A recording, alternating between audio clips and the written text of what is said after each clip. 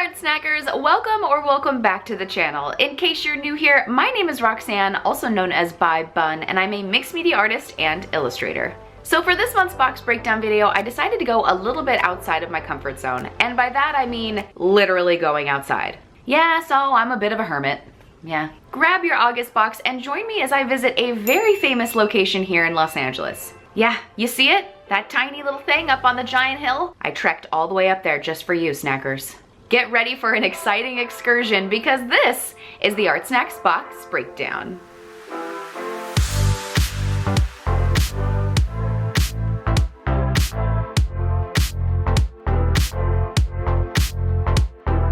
Welcome back to another box breakdown, the monthly video series where we take a closer look at some of the supplies and techniques found in the latest ArtSnacks box. For this month's box breakdown, we're doing things a little bit different.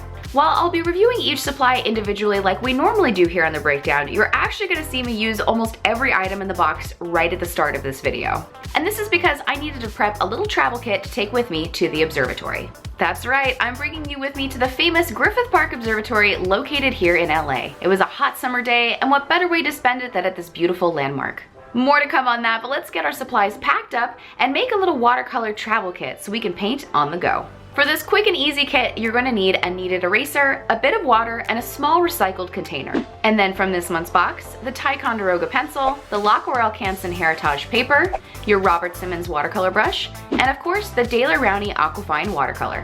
So here I'm using a recycled mint tin, and yes, that's a By Bun sticker I put on the lid. Using some small chunks of a kneaded eraser, I'm going to stick my half pans into the base of it. The kneaded eraser will allow me to remove or rotate paints as needed. For the lid of the tin, I'm reaching for our bonus item this month, the Laquarelle Heritage watercolor paper. This heavy 100% cotton paper is a great way to test the other materials in the box. Not to mention, you're getting a few pieces to play with. While I won't be using this paper for the ArtSnacks challenge, I'm actually going to put some straight into my travel tin. First, I'll trace the lid shape and then cut it out. This will allow me to create some paint swatches to reference while I'm out and about. You can see right away how well this paper handles wet media. It's absorbent and can withstand the layering of color. With my swatches complete, I can now pop it right into the lid. So now we've got a quick and colorful watercolor kit ready to go. I can now pack this guy up with everything else I'm taking with me in my ArtSnacks pencil case, which if you remember we got in the March birthday box, but you can grab yours in the ArtSnacks shop. Now let's take a trip to the observatory.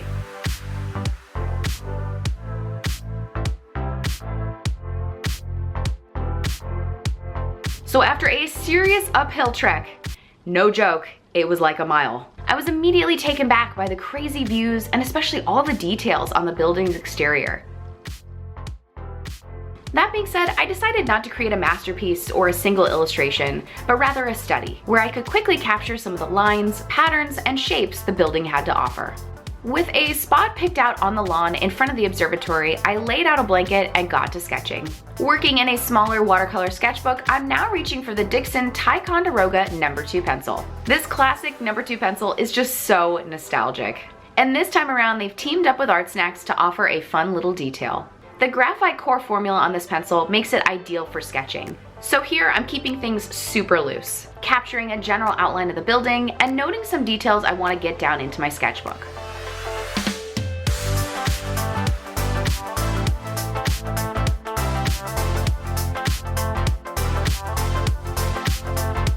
This quick kind of sketching is important to do as a creative. Filling up a page with observations can become a great resource for future artwork or when you just need to get some ideas. With my sketching sesh complete, I can now take out my watercolors and get some color down. Although you've already seen me put this travel kit together, let's take a moment now to talk about this watercolor. This month you're getting 2 half-pan pairs of Daler-Rowney Aquafine watercolors. These watercolors feature high-quality pigments that layer beautifully. And remember, we all get different colors in our boxes, but I picked up a warm and cool set in mine. So you're getting a lot of watercolor paint here. Know that you can really mix a lot of these colors together to create a pretty wide range of values. Because I'm trying to be quick in my sketchbook study, however, I'm keeping things simple and rotating between the warm and cool hues. Using a medium-sized brush from a previous ArtSnacks box, I'm first putting down larger washes of color all over. You'll also notice I use the lower page of my sketchbook sort of like a palette, dumping and picking up extra paint as needed with my brush.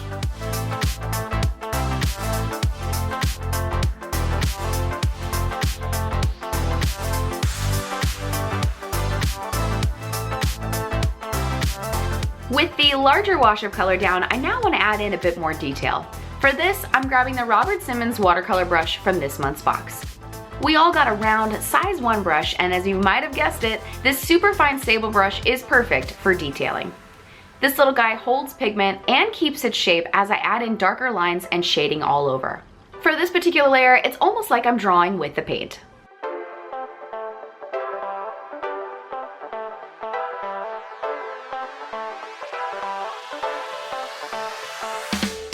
So now I'd like to share a bit of a pro tip with you should you decide to spend the afternoon in Griffith Park with your sketchbook.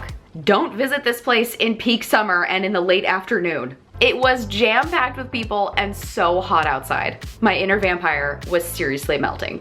I had kids coming by to see what I was doing. Oh, that's cool. Thank you. But bye-bye. Bye. Oh, thank you.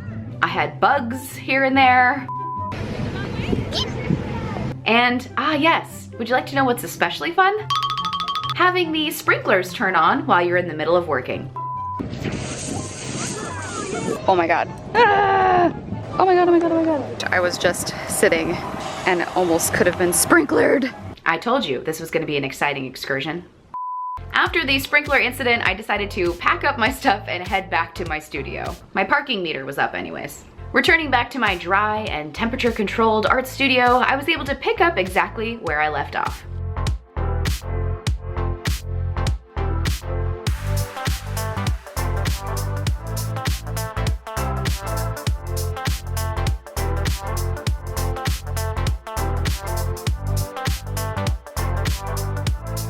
Now that I've gotten all my watercolor in, it's time for me to finish this sketchbook study with some pen work. Next up, we've got the Kuretake Nihondate Kabura Futa Brush Pen number 55. Whew, that is a doozy. Thank goodness for the pronunciation on the menu. This double-sided pen features a flexible rubber brush tip on one end and a firm fine point on the other. Needless to say, you can really create a wide variety of lines with just this one tool.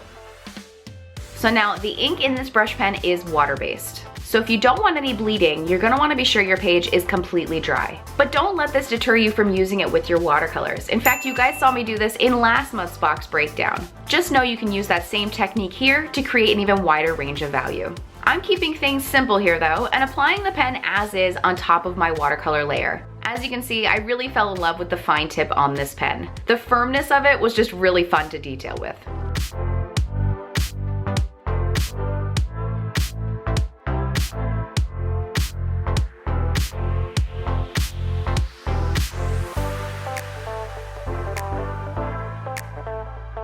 And there you have it, guys, the August ArtSnacks box. It was totally worth going outside and climbing up a giant hill. Was it? Yeah, it was.